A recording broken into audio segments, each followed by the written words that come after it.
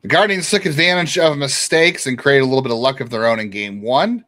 Game two, none of that happened, which is kind of the story of the Guardians season so far. We'll talk about the split of the doubleheader against the Reds and what it looks like if the Guardians are not buyers at the trade deadline.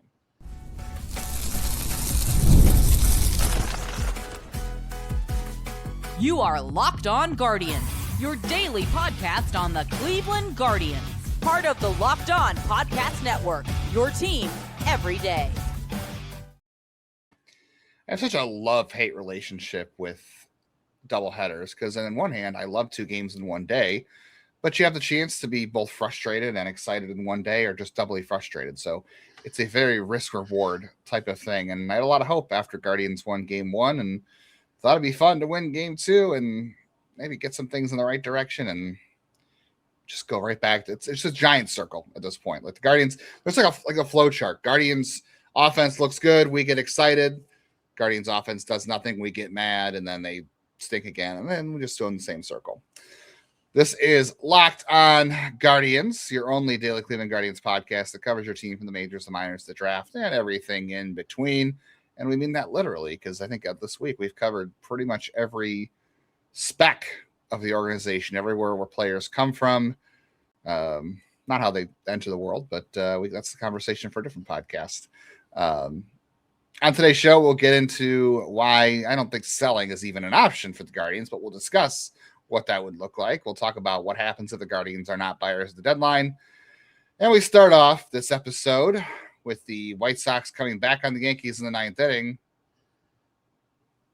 down by a run, and the Guardians split their doubleheader against the Reds. Hosted this show by Jeff Ellis, hosted the show for 8 years. Justin Lada here, been here for 4, and we've both been covering the Guardians system and the draft for 19 seasons. It's funny, in game 1, you had the what should have been a hit by pitch to Manzardo. Tito challenges, it gets overturned. He wasn't hit, but it also looked like he did get hit, and they just made the wrong call. And then he ends up with a grand slam. So kudos to Manzardo for thinking he had a hit by pitch and then coming back and hitting the grand slam off Chase Burns, of all people, who I don't know how anybody hits Chase Burns. That's my first time watching him as a pro. I watched him plenty at Wake Forest. They hit him a lot today, though, more than they hit the bullpen by committee.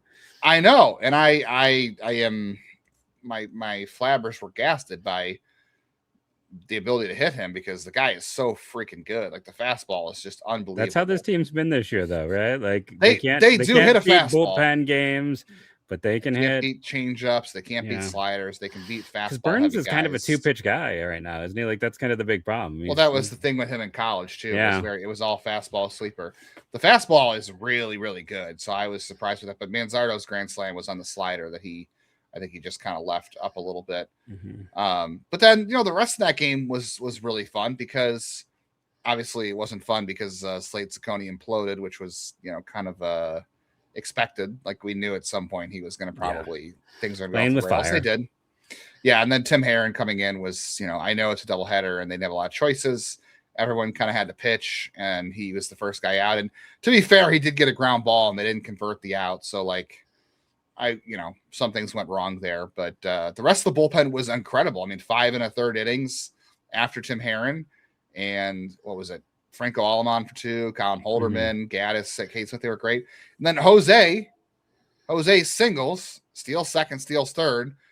He just was like, screw it, we're scoring a run somehow. And he, that fly ball that DeLauder hit was deep enough to get him in. And then they ended up manufacturing a run later on the safety squeeze from Rocchio. That was great. I'm like, this is great. They hit a big home run. They manufactured 2 other runs. That kind of baseball can work for this team. And then they did absolutely nothing in game 2. And what game did they get the better pitching in? Of course, it was game 2 because Gavin Williams is on a heater of all heaters. And what did I say? He has 45 strikeouts and 2 walks in his last 4 starts. And the Guardians are 1-3 in those 4 games, Jeff. Yeah, according to one of our listeners this year, that must mean when Tanner was getting no support, one of our listeners said that there was no offense because the team doesn't feel like that they have a chance to win when he pitches, so they don't have any success. So that's what's happening here. No, it's a great park to hit in. They just didn't hit. You look at there were. I mean, let's be honest. They got one big hit all day. They did get one big hit. That was it. I mean, they manufactured. They did some other things. They had some productive outs, at least in the first game. The things we've wanted to see, like getting that run in from third. Like they had opportunity. Well, and here's the crazy thing. So the first game, if we did the box score bingo, they had the exact same number of base runners on both sides. Cleveland had almost twice as many base runners as Cincinnati in the second game. It just, it got something. I feel like the other team never makes wild pitches. What's going on with that in Cleveland? Why is there like a wild pitch every 3 games? Always a mistake every game, Jeff. I told you this. We got to have a mistake counter or like a calendar that we reset. You know what? It didn't matter in the end. Like that's the thing. Yes, like I'm not going to get upset because White Sox lose, by the way, 3-2. Yeah, they didn't. I'm not going to get bothered by that because Gavin pitched a great game and that. You have those moments, but it's like you just got to execute, and it's like I was messaging you. It's like, guy, it's great that Jose did that because if you flip the script and a runner on base, Jose is like has a 76 WRC plus. He's got like a low 600s OPS for whatever reason with guys on base. This year, it's like every time he comes up with guys, and it's something I know people commented about before the injury, and it keeps standing out in his return. It's like. And he's not alone in this. There's so many guys. And that's why I enjoyed. Yeah, they won the first game, but I also enjoyed the first game because of all of their struggles this year with like getting that run in. They had like, 3 chances essentially where they were successful. When Jose got himself to third, when they got the final, didn't they get an when they got the sixth run, on the suicide squeeze after advancing, getting guys up. And then the situation with Manzardo, it's bases loaded. How many times this year have we seen the bases loaded and nothing comes of it? So, they had lots of times where they had, like, even in the game too, they had first and third, first and second, and 1 out or no outs, and they got nothing. Like, I think it was only once, maybe twice, right? Like it was, I mean, they only had 8 base runners. So there wasn't that many opportunities in general, but that's the thing. It's just, we got to see more. It's just the annoyance right now where it's, you and I have talked off air about it. First half of the year, you had Doubleheader with his ups and downs. And right now he's in another down. Like he's kind of cooled off a little bit after since the All-Star break, he's cooled off. Brian Rocchio had the great first 3 months. He has first 2 months. He was not good in June offensively, and he's not been good since the second half came back. We'll have more on that today, I think. Yeah, Kwan's picked it up. Everyone's so mad at Manzardo. Manzardo was terrible in March and April. And the reason he's still here is because in April and May, he was the best hitter on the team. And now he's terrible. Like, and listen, they're not, if you go through and you look at most hitters in baseball, even the best hitters in baseball, there's typically like a month or two where they hit, below league average. Like it's a long season. But the problem with Cleveland is like everyone's having an outage. Bazzana, he walks, like the first game he walked a ton, but like we're just not seeing a lot like consistency out of him. It's like 1 good game, 3 poor ones in terms of what he's doing at the plate. And that's kind of where this team is right now. I still think people get mad at me. I still think it's a better team than where it was a year ago. I still think we're getting better production at, spots. But right now is, if you go and if you have a friend who's a fan of any team, talk to them. They've gone through the same thing at points this year, or they're going through it now. Like the Yankees have. Yeah, the Yankees have had stretches this year. Like every team. I mean, last year the Dodgers, people were like, oh, they're mortal after a bad August, right? Like, it's annoying and it stinks and it's not very fun to watch games like this. And there's been too many games like this. But the other side of it is it's also a team that, like, okay, they snapped the 5-game losing streak. Then they immediately drop one. But they've been pretty good about not letting extended streaks go. I mean, they had 2 10-game losing streaks a year ago, right? Like 2 of them. Then we had the one. They just had the one. Was the one? Wasn't the other one pretty long after that Atlanta series? Was it like... I did they get the 6 or 7? They didn't have maybe 2 8. 10. So. It was one. It was a 10, and it was something else that was long. But yeah, it's just, it's frustrating right now. I'm not willing to like just punt on the season in spite of that. But yeah, you got to have some guys stepping up and doing something, or you got to go help them out. Like I'm done with Hoskins. That's the guy. I'm like, this doesn't work. Like, move on. Angel was bad before he got hurt. He's been doing all the worst things he does at the plate. Like, it's like they clearly need to add not 1 bat, but 2. Yeah, I mean, last year's offense is a bad comparison to me. Like, because you're talking about an offense that was a clear F a year ago, and maybe it's a D or a C. Like, it's still an upgrade over a year ago. I think the future is better because I still believe in the futures of Bazzana and DeLauder. And the problem is beyond that, like you have Jose, Bazzana, DeLauder, and after that, it's like, who else do you believe in? Jose turns 34 in September, and this year has been one where it looked like, Father Time maybe caught up with him. I mean, that's a debate for a whole nother day. We'll have to see how he comes back from. And you're not going to be able to judge you won't be able to judge him all year because it's like the handmaid's sap strength, and I think we've seen some of that already with some of the weaker hits he's had. So it's like you can't even right now judge him. It's only based on the first half. Like you can't make a good judgment on anything Jose does. You've upgraded 2 spots offensively, right field and second base, even though they're both been inconsistent this year. I mean, I would argue catcher and shortstop compared to a year ago. But there are some things at shortstop that maybe don't hold up that we're going to talk about later in the show. Better than Arias. I mean, I'm a big Arias fan, but he was 20 points I'm below I'm talking future, not this year. I'm talking future. Yes, that maybe don't hold up there. So yes, the offense is better than it was a year ago, but again, you're talking about a team that was one of the worst offensive teams in baseball history that made the playoffs, and you're going to a team this year that's just okay. They're so many, right? Though you can only do like limited in what one can do, how many upgrades one can make on any team. I mean, or you can be the Mets and try to upgrade everything. Yeah, it never works.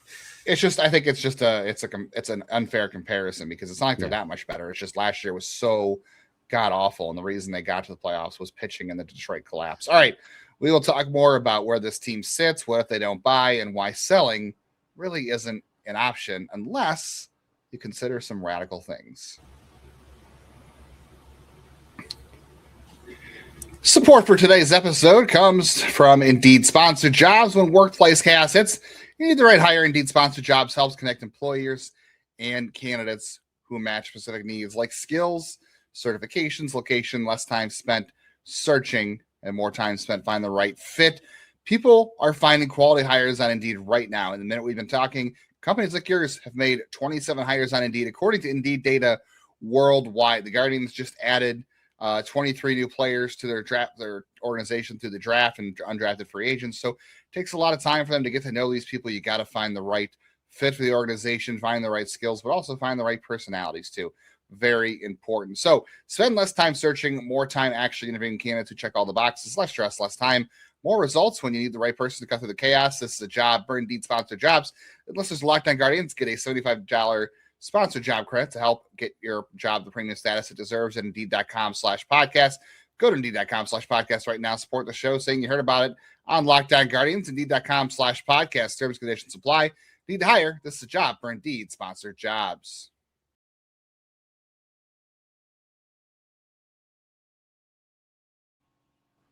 And as always, I want to thank you for making Locked On Guardians your first listen today and every day, wherever it is that you get podcasts. Continue the conversation after the show. You can get ad-free episodes of the show on your audio platforms if you check out the Everyday Club, and you get access to the private listener Discord, which includes other Guardians fans, other listeners to the show, Jeff, myself, and there's also a Discord channel for literally every Locked On show that you can access so you can see what other fan bases are talking about, or maybe you're a fan of one of those teams. You want to go see what the Philadelphia 76ers fans are talking about these days. Go to LockedOnGuardians.supercast.com or check the link in the show notes. 7-day free trial when you sign up. Unfortunately, Jeff, the Twins won, so the Guardians and Twins are now tied 55 and 54. So they are tied for second place in the AL Central. They are tied for the last wild card spot in the American League. And hey, the Twins say they're buyers. Their GM came out and said, we're buying. We're going to be buyers at the deadline, which nobody saw that coming into the year for the Twins. And he could very well be posturing by saying that to get better offers for his players that maybe he would listen on. So who knows? Well, I mean, that's the thing this time of year is there's a lot of posturing. And all this talk you hear from GMs and other stuff about what they are going to do, what they aren't going to do, it's just posturing and trying to create value, trying to create leverage. And I can't believe I have to bring this up, Jeff. I forgot this on our list yesterday of the trade deadline guidelines, how to follow. Real quickly before you do that, I'll say this too. Yeah. The Twins have the head-to-head tiebreaker. I mean, basically Cleveland would have to Good. sweep them in their last matchup. I believe they are down 2 games, so they'd have to sweep them in those last 3 in Minnesota. So they'd have to sweep Minnesota. So it's a tiebreaker. They might be tied, but they're actually kind of behind them. Yes, that's a good point. You're right. Somebody in the comments asked if the reason Petey Halpin is playing so much is the Guardians could be showcasing him for a trade. And Jeff, my head exploded when I saw that. Yes. Yeah, they're hoping to show people he can hit at the major league level. Good night. I'm done. The answer is yes. The answer is yes. Showcasing for the 1,000th time is not a thing. A week or 2 weeks of Petey Halpin playing in the major leagues is not going to change anybody's opinion on what they already thought he was. Teams build up so much data, so much scouting notes, so much film on players that a week or two doesn't change their opinion. If there's a GM out there or a scouting team out there that says, I don't know, what I saw from Petey Halpin this week was pretty good, we should go from maybe not liking him to loving him, or we think he's good now based on this 1 week. If they do that, the Guardians should be trading with that team every time, because that's a team who is stupid as all stupid I will can get. say the one thing we do see though, it's to go against you here is through the last 20 years of doing this, is there's a lot of recency bias. It's a lot of that, as well as if people, when they see guys, that is what's like. I have talked to so many scouts over the years where I'm like, oh man, this guy's having a terrible year in college. And like, but the week I saw him, he had like 3 home runs and stole 2 bases. And it's like, I got to move him up for that. It's like, there is a degree of, there is a small amount of recency bias. That's not a smart evaluation, though. It's not, but this is something that has existed in baseball forever. Is a small amount. I'm not saying it's a large amount, but there is a degree of recency bias. There is a degree of like when I saw them. And if you can get a team to do that, trade with them, because that is a stupid team. I'm saying it's all teams have small amounts of this and talking to people. So it's not typically going to affect things, but all right. If someone sees it, I will say there is recency bias, and I saw them. There's been so many articles written about how dumb the time I saw them is, but that's been a thing that's been going on in baseball forever. It's not quite as bad as the I could think of round one faces and things like that. Yeah, I could think of one ex-scout writer that talks that way. So yeah. So yeah, you were talking about that before. Gavin Williams, by the way, I just want to point this out. I saw Zach Meisel's tweet from earlier in the game. Oh, Jeff now quit on me. That's cool. Of course this isn't loading for me. Sorry, I didn't want to sneeze on camera. I just thought I would say that in that moment. So nice, yeah. MLB pitchers with 11 strikeouts in 4 consecutive starts the last 20 years.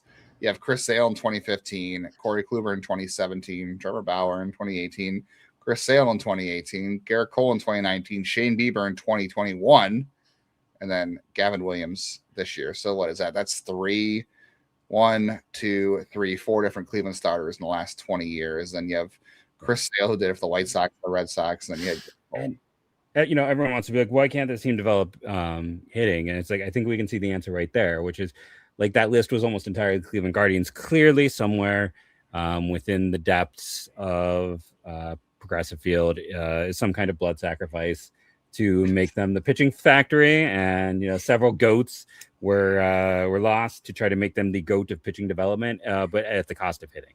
That's clearly what happened. That is the easiest thing I can give to it. So when people are like, what happened? It's the pact they made with satanic forces and the sacrificing of goats that led to their inability to develop hitters. That is clearly what it's got to be. Right? That's going to make us hit a whole different algorithm in SEO. I'm going to have to use that in our title.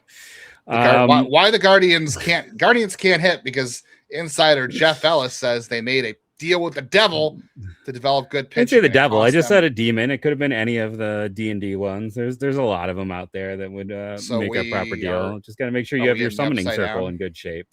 God, I'm way out of my depths now. I listen. I'm full bore nerd. I'm way out of my depths here. Come on, no one's commenting. I mean, I've got a glaive from the movie Krull behind me there. That's how nerdy I am. My entire background is just all no. And then this blue guy, I would love for someone to know who that is, just because it's a book series that I love. That very few people have read. But I'm not gonna give that one away. But yeah, that's a glaive from Krull. The nerdiest thing I have in my background is the Drew Carey bobblehead. I have a Drew Carey bobblehead. That's as nerdy as it gets over there. I'm still a nerd, but Just not the way. I mean, I've got a lightsaber right over here. Like, what I do have a light. I have a lightsaber over there. This is where things. This is what we're talking right about. Now. This is where this offense has driven us. Well, that was not human goat sacrifices and just nerd stuff. Someone needs to sacrifice something here soon. I mean, that was Sunday. I think it was Sunday or Saturday. Tom Hamilton had spent like an inning in those games talking about the 1998-99 Ohio State basketball team because they played a Final Four game at the Tropicana Field. Like, that's how bad the offense was one of those games in Tampa Bay. By the way, this is their third shutout in 4 games. Yeah. But Jeff, at the same time, which annoys me, is that in that time they allowed one run to the Twins. That was Gavin Williams, right, on the 23rd. They allowed 11 runs because of Joey Cantillo wasn't great on Friday and because of the defense. But then Bybee allows 3 on Saturday. Messick allows 1 Sunday, and then today you get 1 run or 2 runs from Gavin Williams. Like, I mean, the nice thing is on a heater. You got a clear top 3 to this rotation, and then do 2 question marks, and that's a frustrating part. Joey is comfortable as the 4th guy. Yes. No, I just think when you're looking at it, it's just like I said, you don't want to judge any team by their high watermark or their low watermark. This has been, I think, the worst stretch. I know people would argue there's the points after Jose went down where they had some, where they were at least 500 in that stretch. 4 in a row in that stretch, I think. At one point, losing 2 to the White Sox and then 2 to the Twins. I mean, they're 4-8 after the All-Star break. Yeah, this is as low as it's gotten. This is now 3, 4 of the last 5 games. They haven't had 10 base runners in them. That is something we have not seen all year. Like, I mean, you had to go to. It wasn't until game 11 where they had 4 games where that happened. And then after that, it only happened once in the whole 20s. Like, this is just a stretch. The other bad stretch was Texas, New York, where they had 3 out of 4 games with less than 10 base runners. And that was right after they took 2 or 3 in New York. And we were. And then the Houston, White Sox, Seattle grouping there where they lost Jose. That was rough. But like, this is a bad stretch. I'm not going to judge any team by its worst stretch. As I've said, it's a long year. Every team has ups and downs. I'm not trying to say this is a good offense. I don't want anyone to misjudge me there. It's still a miserable offense, but I also think it can be better than what it has shown.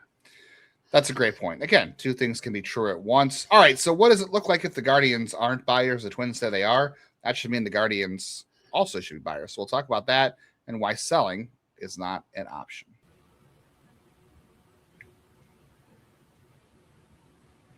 A big thank you to our friends at Amazon for this limited break.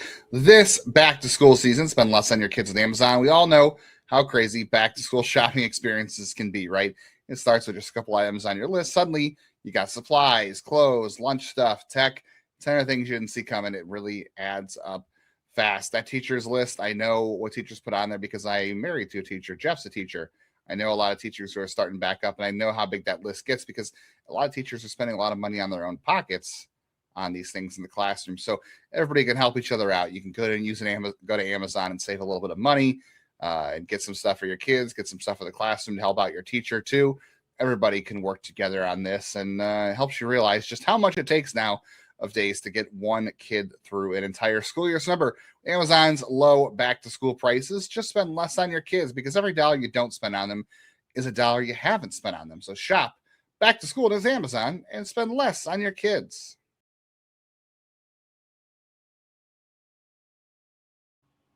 The trade deadline is coming quickly, and to keep up to date with all things Guardians, make sure you're subscribing on YouTube for all the latest videos, hitting the bell so you get notified of when we put up a reaction video, whether that's to a trade, the games, and then when the episodes go live, and auto-download on all your favorite audio platforms too, so you keep the show in your feed and you never miss a day of news and discussion and, therapy at this point too. All right, so the Twins say they are buying. I think, number one, if the Twins are buying, you, the Guardians, should be buying. But what if they don't buy? Like, I don't think, I know some people are saying, well, they should sell this or do that. Like, if you look at this roster, who are you, like, if you say sell, what are you selling? Because let's forget Jose. Jose's not going anywhere.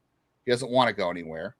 You're not trading, like Colin Holderman or Hunter Gaddis or Cade Smith at this juncture. I mean, Cade Smith, would he fetch a lot? Sure, he'd fetch a crap ton, but no one's going to pay that price because he's going into his first year of arbitration this offseason. So he is still dirt cheap, and he is still leading the league in saves. And can I say this? In OTP, the Dodgers offered me Jose DePaula and Zaire Hope for him. That's still not enough. I hate to tell you that it's not enough. Oh no! See, I would do that one in a heartbeat, and I did. And the Dodgers will not do that in real life. No, they wouldn't do it in real life. But I was like, the only thing you could consider is like if there's a team out there who really buys Stephen Kwan's resurgence over the last month. Again, you're not going to get the offers that were out there a year ago for him. Do you want to sell at this point? I wouldn't be against it if you get the right offer, because I think you're trading this offseason anyway. We could talk about what that looks like in the future, but I think you're trading this offseason anyway. So if a team's willing to pay more now, I think the thing is, I think more teams are going to be able to, the price is going to be higher over the winter because you get more teams involved. And if he sustains this like rebound through the end of the year, that drives up his value then rather than just being 1 month and teams getting him for 2 playoff stretch runs. I think you're getting probably equal or maybe even better value if he proves the rest of the year this rebound is who he is. I don't know. I just don't think you're going to get enough value for Stephen Kwan to make it worth it. And you look around the roster, like nobody wants, you're not trading Delauder, you're not trading Bazzana, you're not trading Manzardo. You already traded for Patrick Bailey. Nobody wants Petey Halpin. Nobody wants Austin Hedges. Well, somebody did. The Dodgers fans want Austin Hedges, which is hilarious. Yeah. Nobody wants David Fry. Nobody wants Rhys Hoskins. Nobody wants Gabriel Arias. Nobody wants Eric's like Sarah. I mean, I guess you have some relief guys. Like nobody really wants Matt Festa.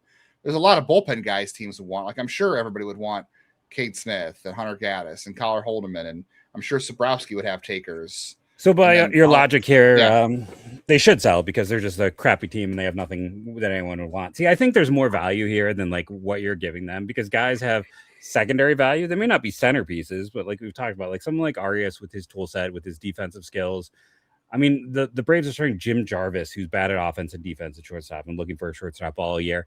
If you DFA'd Arias tomorrow, the Braves would definitely claim him, as would other teams. Like there's some value to these guys. But there's a difference between claiming than trading. But there's still value, right? Like this is the same argument we had when we went back and talked about Bo Naylor. And I was like, no, you don't just like let him go because there's still value because there's a limited amount of catchers.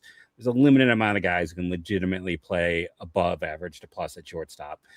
And there's traits and tools. Now, again, is Gabby Arias netting you a major piece? No. But like teams would have some valuation because of tools, the same way they would because Naylor is, can be a like 25th best catcher in baseball. Like, I bet if they, Festa, I don't think gets you anything, but I think everyone else in that pen, if you really wanted to tear it down, would be the valuable. Pen would get a lot, but they're not going to do that because I know, and they shouldn't next year. Yes, and they shouldn't. But like, there's value on this team.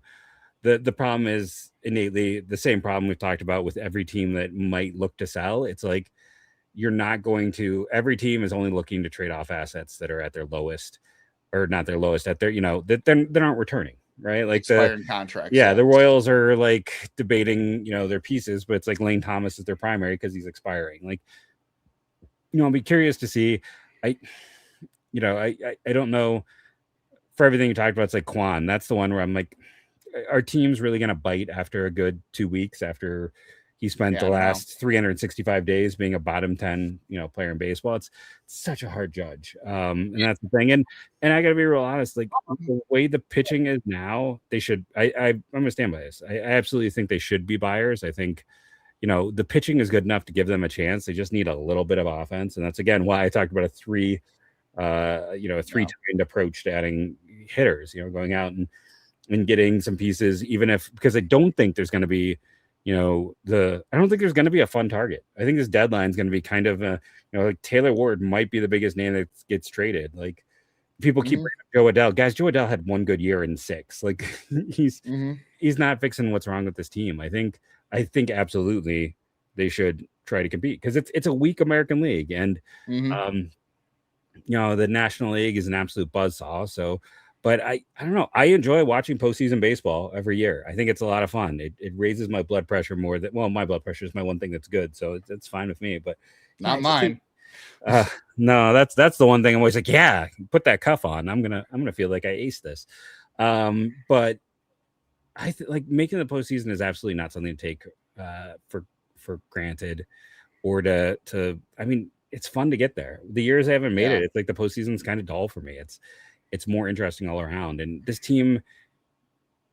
It's I hate when the go for playoffs. Like this we just saw, like I said, we saw this pitching shut down the best offense and the best team in the American League over 7 games. Like that means they have a chance. Just go and work on. And again, we're focused on how bad. And again, this isn't a good offense, but by like OPS and other measures, they're like 24th in baseball. Like there's a lot of categories where they are at the bottom, but it's like others, they're like a little bit higher. It's like raise the floor, bring that up, give them a little more, and don't judge them by like the 2 weeks after the All-Star break. Got to add 2 relievers. For sure, I think. We don't have a lot of time to discuss this, so we can punt this a little bit, but what it looks like if they don't buy, like what if they just stand pat?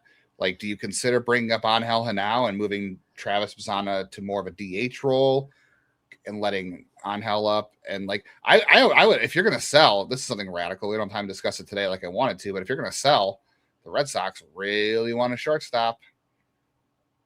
They don't have anything to trade though. Like Boston's minors are not good. There's no. It's bad. I was gonna say, could you say here's Brian Rocchio and then bring up Angel Henao? Would that you just get younger? I don't know. I just don't see anything in the Braves in the Red Sox that's worth getting. Like it's bad. And I don't know what they're gonna give you back that's gonna make you better this year. That's the thing. Like if the Red Sox were like, hey, we're interested in Brian Rocchio, I would take that call, but I would be skeptical about what would make you good enough the rest of this year and next year, because they don't have a good system. And, they just traded for Curtis Mead and they had to use one of their pitching depth to get him.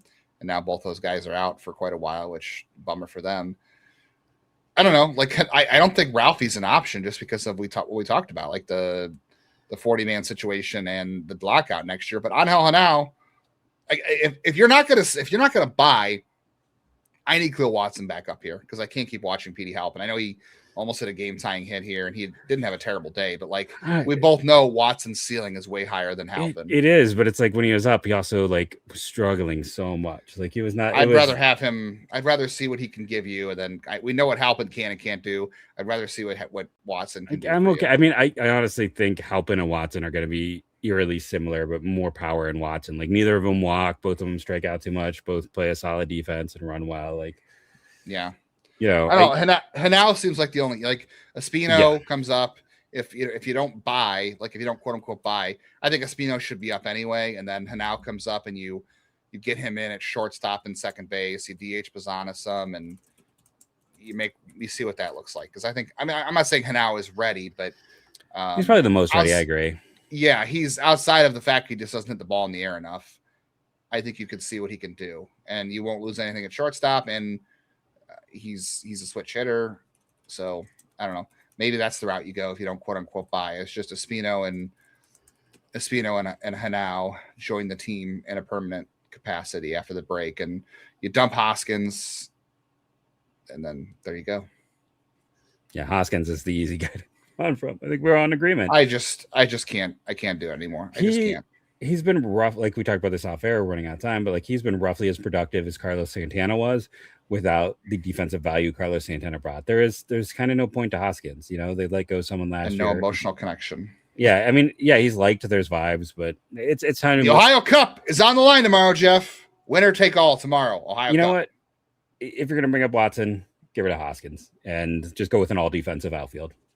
Let Chase spend more time at DH. Let Jose spend more time there. Thank you all for joining us. And go Guardians, go.